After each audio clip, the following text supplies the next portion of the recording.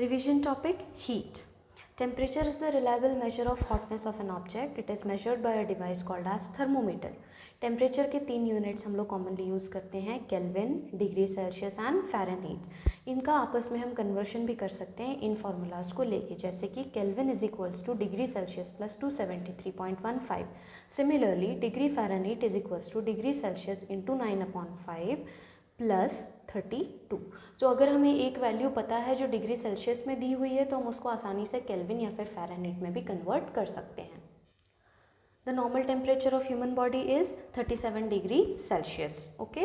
Now there are 3 kinds of thermometers which we use: clinical, maximum minimum and laboratory thermometer. Clinical thermometer हमारी body के temperature को measure करने में use होता है। इसकी रेंज है 35 degree Celsius to 42 degree Celsius. कई बार ये एग्जाम्स में पूछ ली जाती है।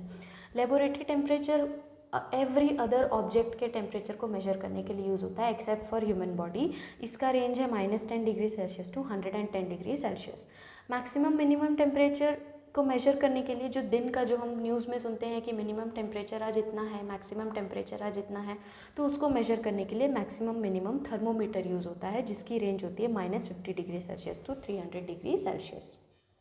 Transfer of heat occurs by 3 ways: conduction, convection and radiation. In conduction, the heat is transferred from one particle to another but the particles don't move themselves. जैसे कि अगर हम एक मेटल का स्केल लें और उसको एक साइड से हीट करें तो कुछ देर बाद उसका अगला साइड भी अपने आप हीट हो जाएगा, जबकि पार्टिकल्स का कोई इंटरनल मूवमेंट नहीं है। ऐसा इसलिए हुआ क्योंकि यहाँ वाले पार्टिकल्स ने हीट को एब्जॉर्ब किया और उसको ट्रांसफ़र करते गए towards the other end. So conduction is the transfer of heat from hotter end to the cooler end of an object and the particles don't move individually.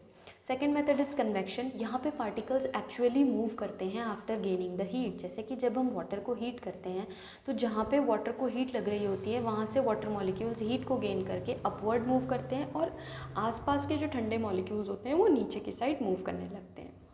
This method is called as the method of convection. For example, sea breeze and land breeze.